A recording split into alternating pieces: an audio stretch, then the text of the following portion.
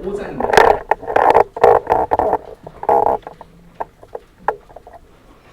에베소서 5장 15절에서 21절에 있는 말씀, 신약성경 315면 되겠습니다.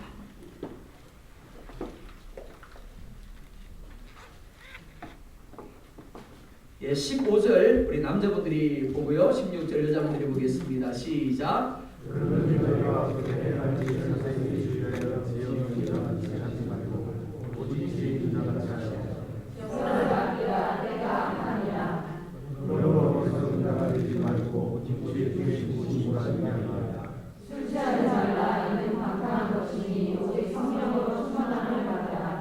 시와 찬송과 신령한 노래들로 서로 화답하며 너희의 마음으로 주께 노래하며 찬송하며 범사의 주 예수 그리스도의 이름으로 항상 아버지 하나님께 감사하며 같이 봅니다. 그리스도를 경외함으로 피차 복종하라. 아멘.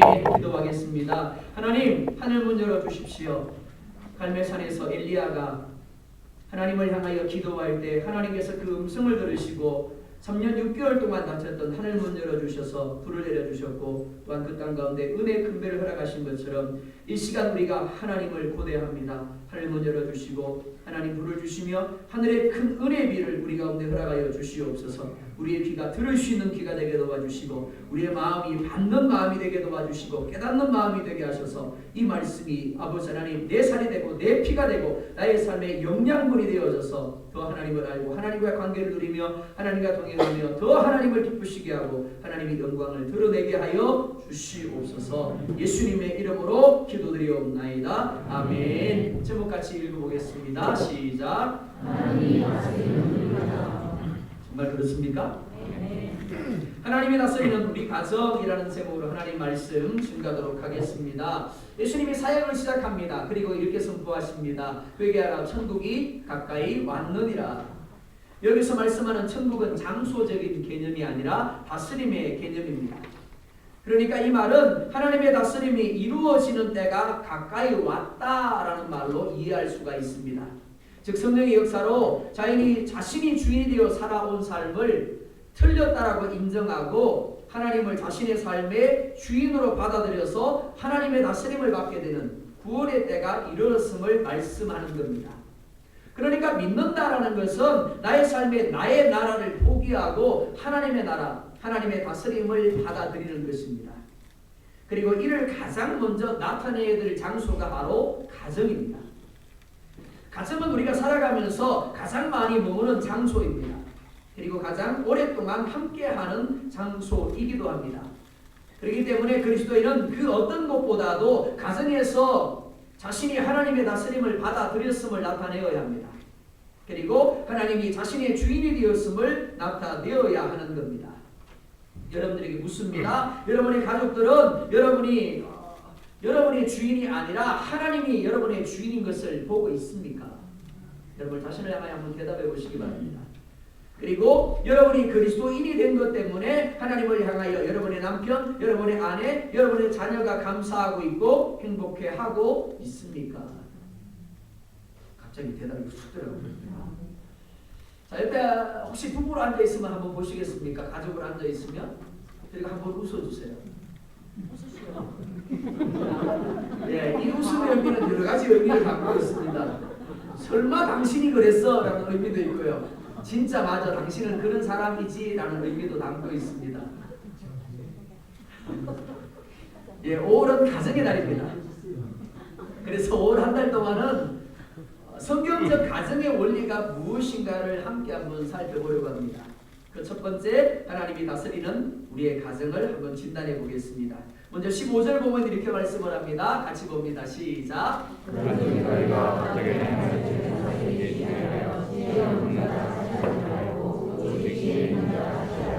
아멘. 이렇게 말씀을 합니다. 너희가 어떻게 행할지를 자세히 주의하라. 행하라라는 말, 페리파테오라는 헬라어를 씁니다. 무엇에 대하여 혹은 무엇에 주의해라는 의미를 가진 페리라는 단어와 밟다, 걷다라는 의미의 파테오라는 단어에서 유래되었습니다. 그러니까 페리파테오라는 말의 의미가 뭐가 하면 두루 다니다, 머물다라는 의미입니다. 우리말에 붉은 것을 가까이 하면 어떻게 된다고요? 붉게 된다 그러죠. 검은 것을 가까이 하게 되면 검게 된다라고 이야기를 합니다. 늑대 소년 이야기를 여러분들이 들어보셨을 겁니다. 사람입니다. 그런데 아기 때부터 늑대와 함께 생활을 했습니다. 그러니까 그 모습은 사람인데 그가 가지고 있는 습성은 늑대인 것을 우리가 볼 수 있었습니다. 행하다는 누구 혹은 무엇의 주위에 머물고 돌아다니는 것을 가리킵니다. 그러니까 베리파테오는 누구 혹은 무엇의 주위에 머물고 돌아다니는 것 때문에 내가 가지게 되는 행동 양식이나 삶의 양식, 방식, 태도를 가리킵니다. 그래서 스페인어 성경을 보면 이렇게 말씀을 합니다. 아시게 땡간 cuidado de su manera de vivir. 무슨 뜻인지 아시죠? 모르시나요? 예, 이런 말입니다. 당신의 삶의 방식, 태도에 주의하라. 사람은 필연적으로 태어나면서부터 죽을 때까지 누군가의 주위에 머물거나 두루 다니게 됩니다. 그리고 영향을 받습니다. 영적으로도 다르지 않습니다. 사람은 영적으로 사단의 영향을 받거나 하나님의 영향을 받을 수밖에 없습니다. 그리고 이는 그가 어디에 머물고 그가 누구의 주위를 돌아다니는가에 따라 달라지게 됩니다. 즉 내가 비록 교회를 다닐지라도 사단의 주변에 머물고 사단의 주변에 돌아다니게 되면 여전히 사단이 추구하는 삶의 방식과 태도를 가질 수밖에 없는 겁니다. 반면 하나님의 주변에 머물고 하나님의 주변에 돌아다니게 되면 하나님이 추구하는 삶의 방식과 태도를 가지게 되는 겁니다. 그래서 야고보서 4장 7절 하반절과 8절 상반절을 보면 이렇게 말씀을 합니다. 같이 봅니다. 시작. 마귀를 대적하라. 그리하면 너희를 피하리라. 하나님을 가까이 하라. 그리하면 너희를 가까이 하시리라. 아멘. 이렇게 말씀을 합니다. 마귀를 멀리하라. 그리하면 너희를 멀리하리라. 하나님을 가까이 하라. 그리하면 너희를 가까이 하시리라. 왜요? 우리가 그 주변에 머물거나 그 주변에 다니게 되면 영향을 받을 수밖에 없기 때문에 그렇습니다. 부부가 닮는다라고 이야기를 합니다. 처음에는 전혀 다른 사람입니다. 그런데 함께 머물고 함께 다니다 보니까 어떻게 되더라고요? 그가 생각하는 것이나 그의 습관이나 그의 태도나 그의 방식들이 심지어 얼굴까지도 닮아가는 것을 볼 수가 있습니다. 마찬가지예요. 그래서 하나님을 가까이 해라. 그러면 너희가 하나님을 닮을 것이다. 사단을 멀리해라. 그래야 너희가 사단을 닮지 않을 것이다 라고 말씀하고 있는 겁니다. 그러니까 너희가 어떻게 행할지를 자세히 주의하라 라는 말씀은 삶의 매 순간마다 하나님의 방식, 하나님의 태도를 나타내고 있는지를 주의하라 라는 말씀으로 이해할 수가 있습니다. 그리고 그렇게 하기 위하여 우리에게 하나님의 주변에 머물러라, 하나님의 주변에 돌아다니라 라는 말씀으로 이해할 수가 있습니다. 이는 단순히 예배하라는 이야기가 아닙니다. 이는 단순히 기도하라는 이야기가 아닙니다. 물론 예배와 기도도 이의 한 부분입니다. 그러나 소극적인 것에 불과합니다. 하나님은 우리가 에녹처럼 하나님과 온전히 동행하기를 원하십니다. 즉 지금보다 더 많은 시간, 더 많은 일에 있어서 하나님을 생각하고 하나님께 묻고 하나님께 반응하기를 원하시는 겁니다. 요한계시록 3장에 보면 라오디게아라는 교회가 나옵니다. 그 교회를 향하여 주님은 이렇게 말씀을 합니다. 네가 차지도 아니하고 뜨겁지도 아니하도다. 그리고 이렇게 말씀을 합니다. 네가 말하기를 나는 부자라 부요하여 부족한 것이 없다 하나 내 곤고한 것과 가린 것을 알지 못하는도다. 라오디게아 교회는 스스로 생각하기를 우리는 부자야, 우리는 부요해, 우리는 부족한 것이 없어, 우리는 잘하고 있어, 그렇게 생각했다라는 겁니다.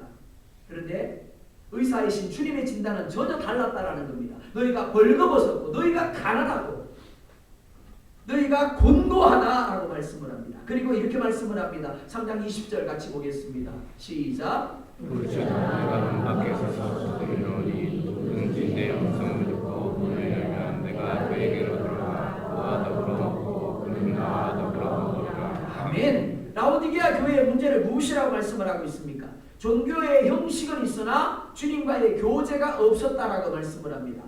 즉 그들은 주님을 믿는다고 하면서도 한 번도 예수님을 진정으로 자신들의 마음에 모신 적이 없는 겁니다. 삶에서 주님을 생각한 적이 없고 주님을 향하여 묻고 주님께 반응한 적이 없더라라는 겁니다. 여러분들에게 묻습니다. 예수님을 영접하셨습니까? 반대로 한번 물어볼까요? 라오디게아 교회들은 예수님을 영접했을까요? 안 했을까요? 왜 대답을 못하세요? 답은 했다라는 겁니다. 그런데 주님은 뭐라 말씀하세요? 내가 너 마음에 한 번도 들어간 적이 없다라고 말씀하는 거예요.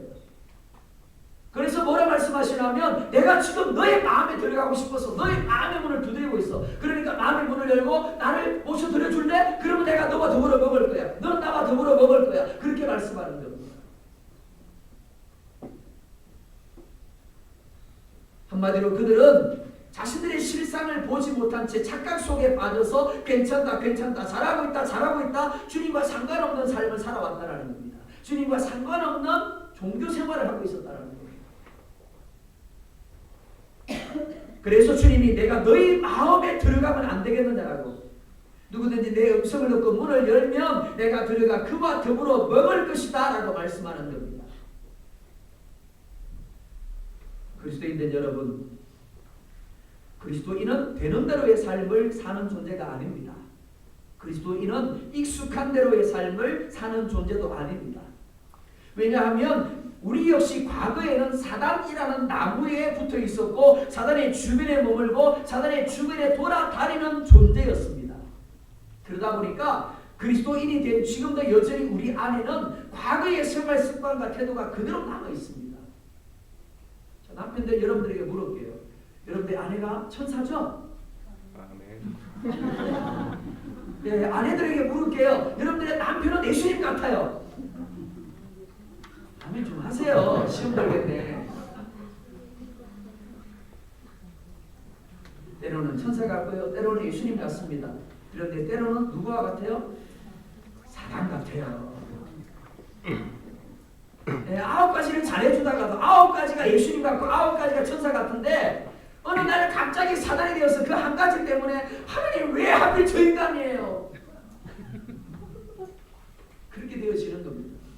왜 그렇더라고요? 그리스도인이 된 지금도 여전히 우리 안에 뭐가 남아있다고요? 과거에 사단의 주변에 머물고 사단의 주변에 떠돌아다니던 그 습관과 방식이 남아있더라라는 겁니다.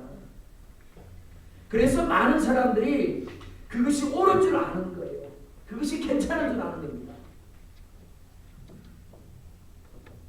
그래서 가정에서도 교회에서도 사람들과의 관계 속에서도 마땅히 나타나야 될 예수님의 향기가 나타나지 아니하고 성령의 열매가 맺혀지지 않는 겁니다. 그래서 뭐라 말씀합니까? 자세히 주의하여 행하라라고 말씀하는 겁니다. 신중해야 한다는 겁니다. 조심해야 한다는 겁니다. 삶의 매 순간마다 나의 태도와 습관이 하나님의 다스림을 받고 있는지 아니면 사단의 다스림을 받고 있는지를 점검하고 확인해야 한다는 겁니다. 교회는 천국의 모형이 되어야 합니다. 천국이 체험되는 곳이어야 합니다. 세상에 더 이상 의지할 곳이 없고 세상에 더 이상 소망을 가질 곳이 없어서 마지막 나오는 것이 교회입니다. 교회는 다르겠지. 그리고 교회를 나와요. 그러니까 당연히 그곳에서 주님이 체험되어지고 천국이 체험되어져야 되는 겁니다. 그런데 얼마나 많은 사람들이 말 때문에 상처를 받고 있습니까? 얼마나 많은 사람들이 잘못된 행동 때문에 시험에 들고 있습니까? 그러다 보니까 세상이 지옥인 거 알아요. 그런 줄 알고도 다시 세상으로 나아가는 거예요. 왜 그럴까요? 내가 신중하지 못하기 때문에, 내가 조심하지 않기 때문입니다. 아무 생각 없이 과거에 하던 대로 자기의 보기에 좋은 대로 자신이 생각하기에 옳은 대로 말해버려요. 그리고 옳은 대로 행동해버리는 겁니다. 그래서 상처를 주고 그래서 다툼과 분쟁을 만들어내는 겁니다. 문제는 라오디게아 교인들처럼 자신이 그런 사람이라는 것을 모르는 겁니다. 자신이 하는 말들이 사람들에게 상처를 주고 있고 자신이 하는 행동들이 사람들을 시험에 들게 하고 있다는 걸 몰라요.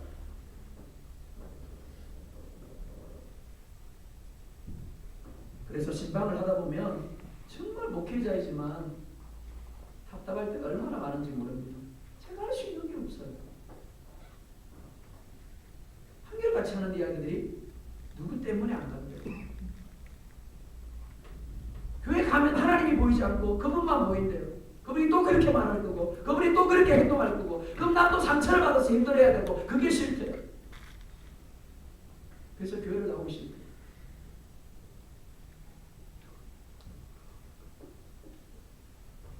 왜 그럴까요? 왜냐하면 주님과의 참된 교제가 없기 때문에 그렇습니다. 종교적인 형식은 있지만 주님의 주변에 머물지도 돌아다니지도 않기 때문입니다. 그러다 보니까 주님을 믿는다고 하면서도 실제로는 자기 자신이 주인이 되어서 자기 좋은 대로 살아가는 겁니다. 저도 다르지 않아요. 제 아내가 부엌에서 설거지를 하다가 그릇을 깨뜨렸습니다. 여자분들 아마 설거지 하다 보면 그런 때가 있을 겁니다. 제가 뭐라고 했을까요? 아이고 은혜스러우시네. 제가 그랬어요. 왜 그래? 그랬어요. 그랬더니 제 아내가 이렇게 말하더라고요. 미안해요. 내가 일부러 그릇을 깨뜨렸어요. 화가 난 거예요. 내가 왜 그래 그러니까. 그리고 얼마 있다가 또 그릇을 깨뜨렸어요. 제가 뭐라 그럴게요? 이렇게 말했어요. 괜찮아? 그랬더니 제 아내가 이렇게 말하더라고요. 빨리 하려고 하다 보니까 미끄러졌네요.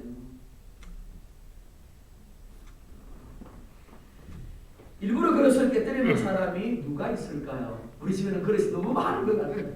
내가 좀 깨뜨려야겠어. 일부러 시험 못 치는 학생이 누가 있을까요? 일부러 실수하는 사람이 누가 있을까요? 공부 잘하고 싶어요. 안 깨뜨리고 싶어요. 실수 안 하고 싶어요. 그게 우리의 공통된 마음이에요. 하지만 우리는 어떤가요? 우리도 모르게 실수하게 되고 노력했는데도 불구하고 시험 못 칠 때가 있어요. 그러다 안 깨뜨려야 되는데 나도 모르게 미끄러져서 그릇이 깨뜨려질 때가 있는 겁니다. 그런데 그 순간 내 옆에 있는 사람이 뭐라 그래요? 왜 그래 그러는 겁니다. 괜찮아 라고 말하는 것이 아니라 왜 그래 라고 말하는 거예요.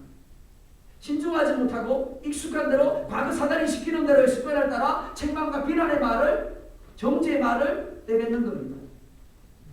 시험 못 쳐서 가뜩이나 속상한데 실수해서 가뜩이나 속상한데 그렇게 때려서 가뜩이나 속상한데 왜 그래 라고 말하는 겁니다.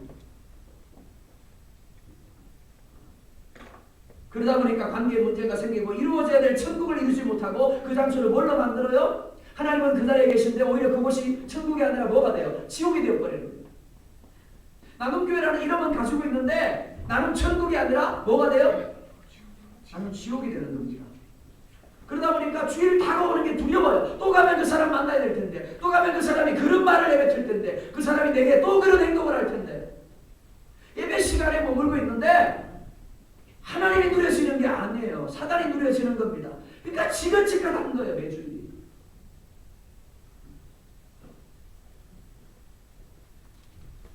하나님은 우리가 하는 말에 있어서 우리가 하는 행동과 습관과 태도에 있어서 좀 더 신중하고 좀 더 주의하기를 원하십니다. 빨리 말하는 게 중요하지 않습니다. 빨리 행동하는 것이 중요하지 않습니다. 늦게 말하고 늦게 행동하더라도 실수하지 않는 것이 중요한 겁니다. 하나님의 마음에 들도록 하는 것이 중요한 겁니다. 하나님의 나라의 들갈자로 하나님의 다스림을 나타내는 것이 중요한 겁니다. 1월 15절 하반절은 이렇게 말씀을 합니다. 지혜 없는 자같이 하지 말고 오직 지혜 있는 자같이 하여. 지혜 없는 자를 원문에서 보면 아소포스라는 헬라어를 사용합니다. 의미가 어리석다, 바보 같다라는 의미입니다. 반면에 지혜 있다는 소포스라는 단어를 쓰는데 지혜롭다, 숙련되었다는 의미입니다. 지혜 없는 자 하면 여러분들이 누가 떠오르나요? 나. 그렇게 대답하신 거라서 저는 하와가 떠오르고 가룟 유다가 떠오릅니다. 두 사람의 공통점은 사단에게 속았다라는 겁니다. 이 두 사람은 동일하게 자기 안에서 일어나는 생각과 습관과 태도를 따라 행하였고 그 결과 망하는 길로 갔습니다.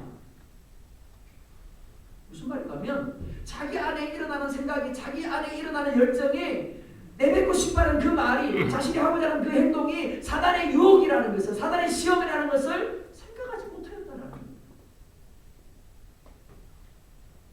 요한복음 10장 10절 상반절을 보면 이렇게 말씀을 합니다. 같이 봅니다. 시작. 아멘. 도둑이 누굽니까? 사단입니다. 악입니다. 이 도둑은 우리가 그리스도인이 되었다라고 우리에게서 손을 들고 떠나가지 않습니다. 착각하시면 안 돼요.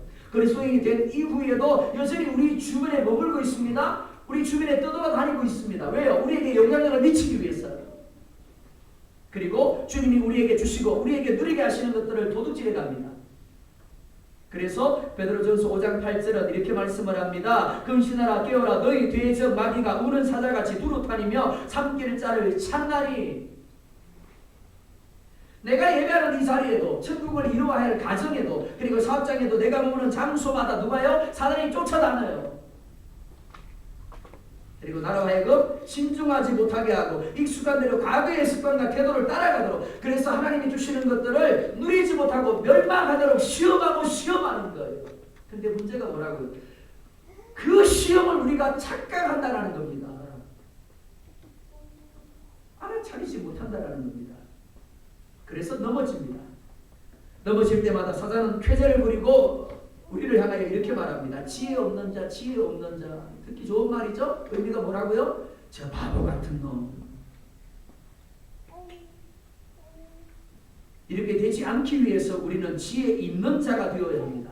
잠언 9장 10절은 이렇게 말씀을 합니다. 같이 봅니다. 시작. 너를 경외하는 것이 지혜의 근본이요 객관신 하는 것이 선천이라. 뭐가 지혜의 근본이라고요? 여호와를 경외하는 것. 그리고 뭐를 아는 것이 거룩하신 자를 아는 것이 명철이다. 지혜라고 이야기를 합니다. 자, 우리 2장 20절도 보겠습니다. 시작.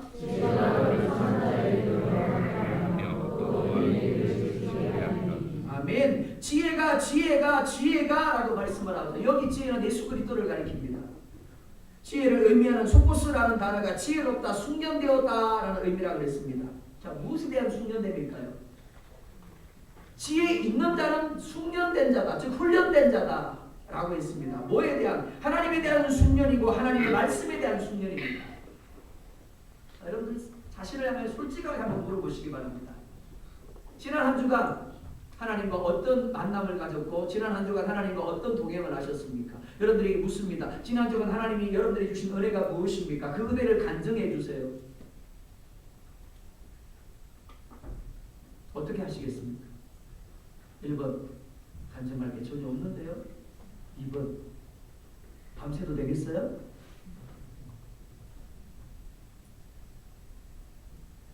이게 지혜 있는 자입니다. 하나님을 향하여 그리고 하나님의 말씀에 대하여 하나님과 관계에 있어서 숙련된 자는 누구든지 하나님이 어떤 분이세요? 라고 말한다면 성경에 있는 하나님, 창조자 하나님이세요. 우리의 목자이신 하나님이요. 그렇게 말하지 않습니다. 제 이야기를 한번 들어보실래요?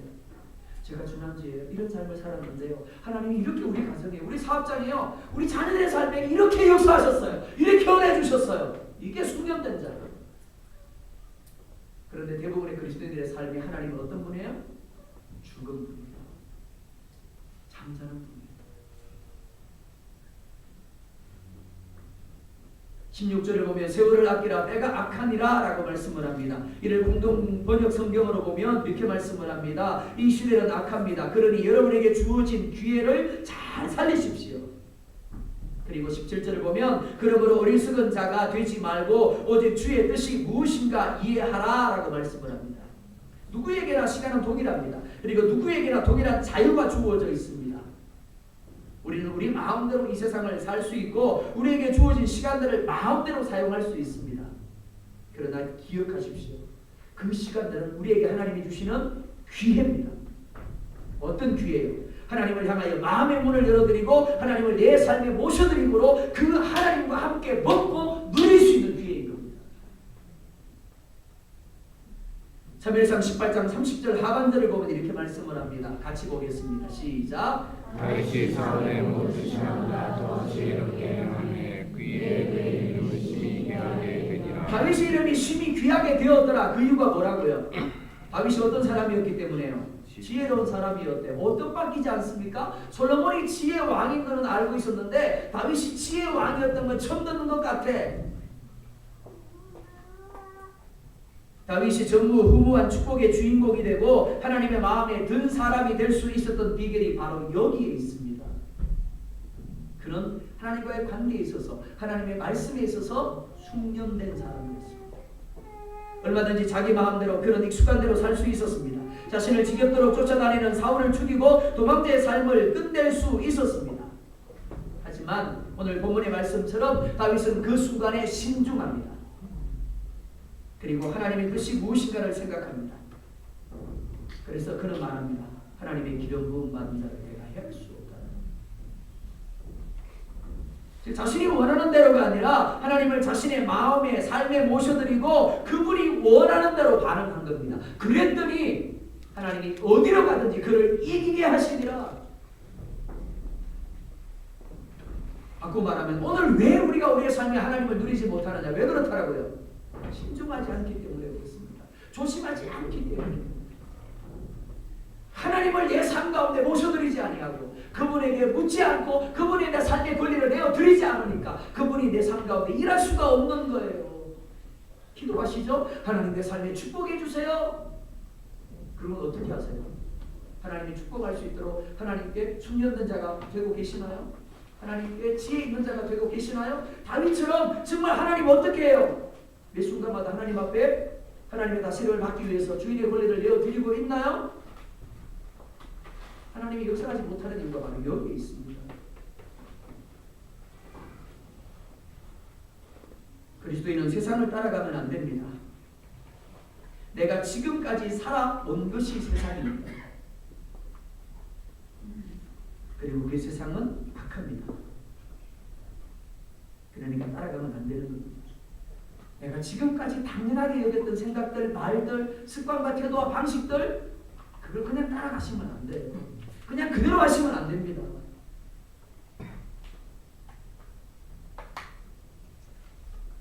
많은 사람들이 신중하지 못함으로 주의하지 못함으로 오늘 교회 안에 있는데 여전히 과거에 말하던 그것을 그대로 말을 하고 과거의 습관과 태도와 방식들을 그대로 하는 것을 볼 수가 있습니다. 그런데 18절에 보면 이렇게 말씀을 합니다. 같이 보겠습니다. 시작. 술 취하지 말라. 이는 감사한 것이 오직 성령의 충만을 받으라. 아멘. 술에 취하지 말고 성령에 취하라 라고 말씀을 합니다. 술을 드셔본 분들이 계실 겁니다. 지금도 술을 못 끊은 분들이 계실지 모르겠습니다. 네, 웃으시면 드러나는 거예요. 나도 지금 술 마시고 있어요. 네. 자, 한번 물어볼까요? 술에 취하면 어떻게 됩니까? 지요. 네, 술에 취하면 기분이 좋답니다. 맞습니다.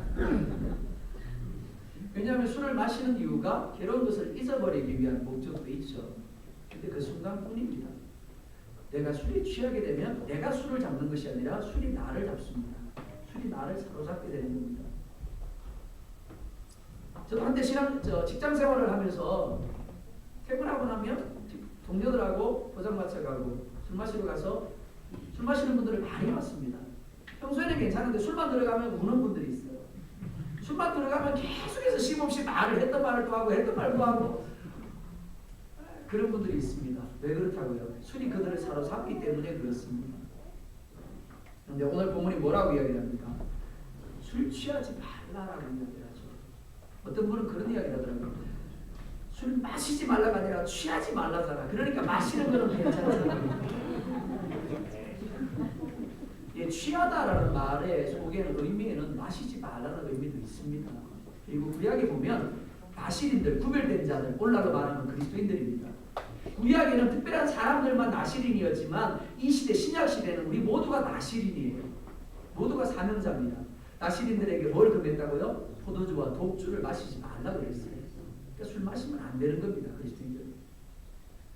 자, 그 이야기를 하는 게 아니고요. 자, 술에 취하게 되면 술이 나를 사로잡게 됩니다. 마찬가지로 성령에 취하게 되면 어떻게 될까요?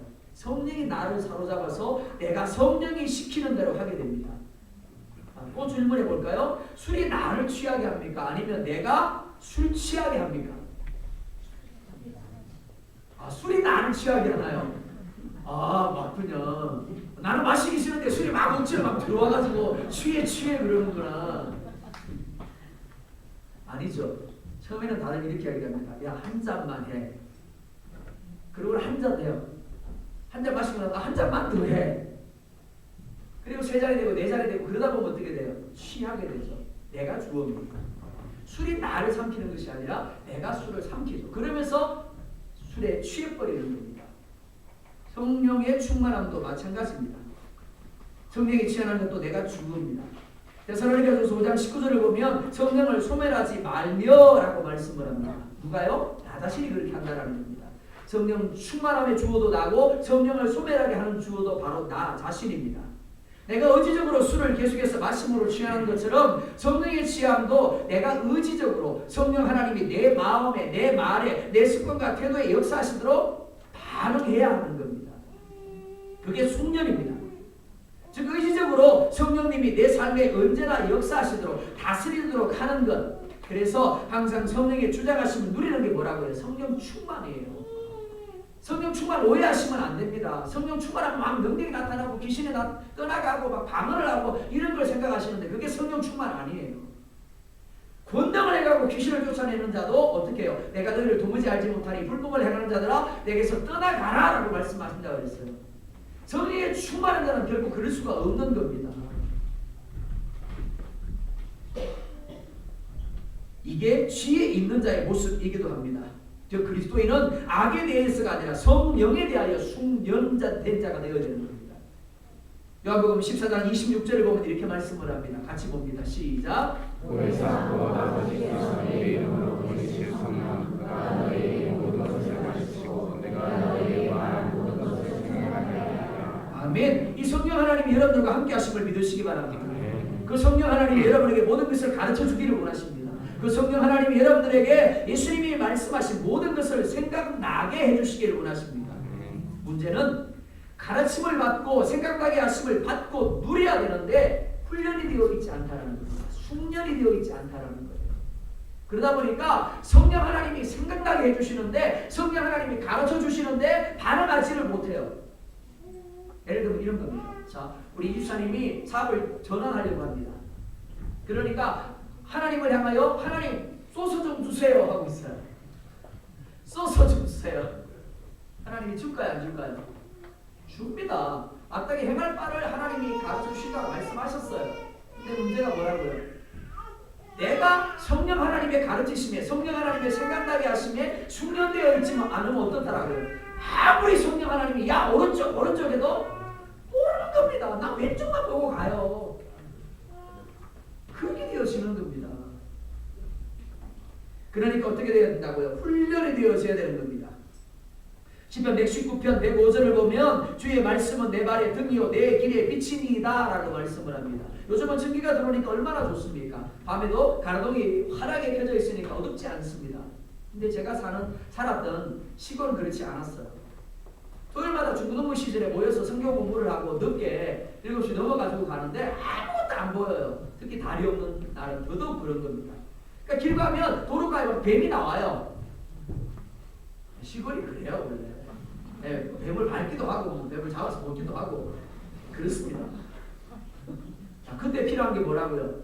등입니다. 빛입니다. 그러면 한순간에 보이지 않는 것들이 환하게 보이는 겁니다. 여러분에게 묻습니다. 말씀이 여러분의 등이 되고 있습니까? 이 말은 뭐냐면 무언가를 선택하고 무언가를 결정할 때 말씀대로 하는가 하는 거예요. 말씀이 여러분의 빛이 되고 있습니까? 이를 위해서 성경이 정말 하나님의 말씀이고 하나도 틀림이 없이 온전히 이루어지는 것을 믿고 있습니까? 그렇다면 여러분은 순종하고 있어야 됩니다. 이런 사람은 삶에서 진중할 수밖에 없습니다. 삶에서 도심할 수밖에 없습니다. 늘 자신도 모르게 말씀에 불순종함으로 성령님을 거스릴까 조심하고 또 조심할 수밖에 없습니다. 그래서 늘 성령 하나님을 생각합니다. 묻습니다. 그리고 들으려고 했습니다. 우리 송집사님이 그러더라고요. 물으라고 그랬더니 목사님 안 들려요. 왜 안 들릴까요? 첫 번째는 훈련이 되지 않았기 때문에 안 들리는 겁니다. 두 번째는요, 내가 들으려고 하지 않기 때문에 그렇습니다. 제가 예화를 그렇게 들었잖아요. 1000명의 아이들이 있어요. 근데 신기하게도 똑같은 머리, 똑같은 복장을 하고 있는데 내 아이가 보여요, 안 보여요? 보여요. 신기하죠? 똑같습니다. 하나님과의 관계에 있어 성령 하나님과의 관계에 있어서 숙련되어 있고 내가 들으려고 하기만 하면 성령 하나님이 주시는 그 음성을 듣게 되는 겁니다. 가르쳐 주시면 누리게 되어지는 겁니다. 오늘부터 빨리 말하려고 하지 마십시오. 그러니까 머릿속에 떠올랐다고 막 내뱉으려고 하지 마세요. 그리고 빨리 행동하려고 하지 마세요. 익숙한 대로 아무 생각 없이 하지 말고 오직 하나님의 뜻이 무엇인가를 신중하게 생각한 다음에 반응하시기 바랍니다. 그럴 때 성령의 충만함이 누려지고 그럴 때 매 순간 하나님과 먹고 마시고 누리게 될 줄 믿습니다. 또한 19절을 보면 이렇게 말씀을 합니다. 같이 봅니다. 시작.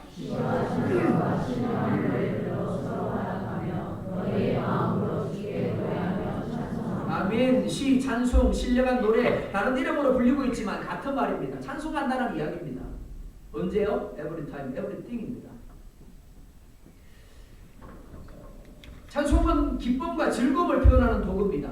따라서 내 마음에 울분이 가득하고 내 마음에 원망이 가득할 때 찬송한다는 것 심히 어려운 일입니다. 무엇보다 찬송 가사에 동의가 되지 않을 때는 찬송하는 시간이 지옥과 같습니다. 되풀이하면 어우 저 목사님 왜 저래? 그럴 때가 있습니다. 구봉서 장로님이 그랬대요. 코미디언인 구봉서 장로님이 각교수 목사님의 인도를 받고 교회 갔는데 오늘 찬양을 이제 끝나겠지 싶은데 5절까지 있는 거를 하더니 또 되풀이 하더래요. 죽이려고 싶은 마음이 올라오더래요. 그게 그런 겁니다. 그런데 성령에 취하게 되면 자신도 알지 못하는 기쁨이 마음속에서 넘쳐나는 경험을 하게 되는 겁니다. 사도 바울이 복음을 전하다가 매로 많이 맞고 옥에 갇힙니다. 그런데 사도행전 16장 25절을 보면 이렇게 말씀을 합니다. 같이 보겠습니다. 시작.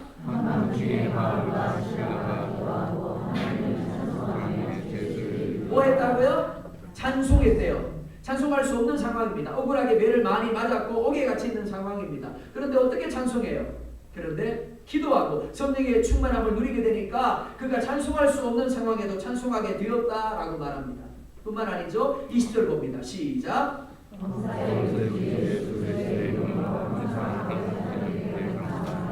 아멘. 범사에 감사하고 항상 감사하라라고 말씀하죠. 그런데 단서가 뭡니까? 주 예수 그리스도의 이름으로라고 말합니다.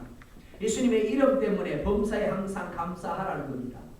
사업이 안 되더라도 직장에서 잘렸더라도 시험에 빵점 맞았더라도 어떻게 감사할 수 있어요? 그런데 감사하래요. 무엇 때문에요? 예수님 때문에요. 원망과 불평이 나와야 되는데 그 순간에 예수님 때문에 감사하라는 겁니다. 분명히 인간의 눈으로 보면 놈이에요. 근데 예수님 때문에 그분이 되어야 됩니다. 가정은 이상적인 아내와 이상적인 남편이 있는 것이 아닙니다. 이상적인 부모와 이상적인 자녀가 있는 것도 아닙니다. 그럼에도 불구하고 하나님의 다스림에 복종함으로 이상적인 천국을 만들어 가야 하는 곳이 그리스도의 가정이기도 합니다. 많은 이들이 아내를 보면서 문제다라고 고개를 끄덕입니다.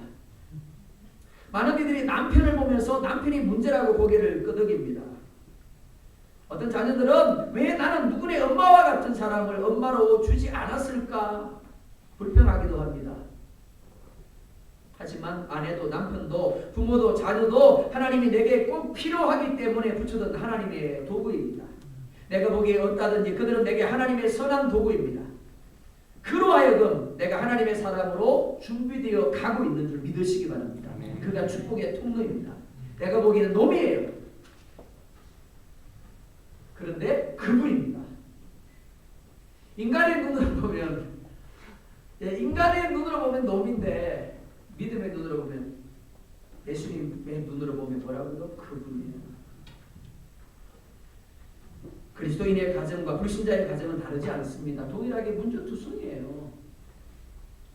하지만 다른 것이 있습니다. 그것은 하나님의 다스림을 인정하며 믿음으로 미리 찬송하고 미리 감사한다라는 겁니다. 그것이 일반이 아닌 쌍방이 서로가 그렇게 찬송하고 감사로 화답한다는 겁니다. 그리고 그렇게 찬송하고 감사하는 대로 예수님이 만들어 가실 줄 믿습니다. 민수기 14장 8절에 갈렙이 이렇게 고백합니다. 여호와께서 우리를 기뻐하시면 우리를 그 땅으로 인도하여 들이시고 그 땅을 우리에게 주시리라. 이는 과연 젖과 꿀이 흐르는 땅이니라. 10명의 정탐꾼과 출애굽 1세대가 모두 광야에서 죽임을 당합니다. 그런데 갈렙은 살아남습니다. 살아남는 것만이 아니라 가나안에 들어가요. 그리고 가나안에서 가장 넓은 땅을 차지하게 됩니다. 어떻게 해요? 그가 미리 찬송하고 미리 감사했기 때문에 그렇습니다. 갈렙이 본 상황도 10명의 정탐꾼과 다르지 않았어요. 무슨 말을 하면 하나님 왜 이놈이에요? 하나님 왜 여자예요? 그런 거예요. 그런데 어떻게 했다고요? 예수님 때문에 미리 감사했어요. 미리 찬송했어요. 그랬더니 내가 찬송한 대로 내가 감사한 대로 예수님이 이루어 주시더라라는 겁니다. 변화시켜 주시더라라는 겁니다. 그러니까 내 눈에 보이는 부정적인 모습에 반응하지 마시기 바랍니다. 부정적인 모습을 말하지 마세요. 오히려 찬송의 이유로 삼고 먼저 감사하시기 바랍니다. 그리고 찬송하십시오. 분명히 예수님이 그대로 행할 줄 믿습니다. 또한 21절 보면 이렇게 말씀을 합니다. 그리스도를 경외함으로 피차 복종하라. 자, 후보로 앉아 계신 분들은 옆 사람을 보면서 이렇게 고백하길 당신은 나보다 좋은 사람이에요. 한 번 더 고백해 볼까요? 당신은 나보다 나은 사람이에요. 평상시에 좀 그렇게 하세요.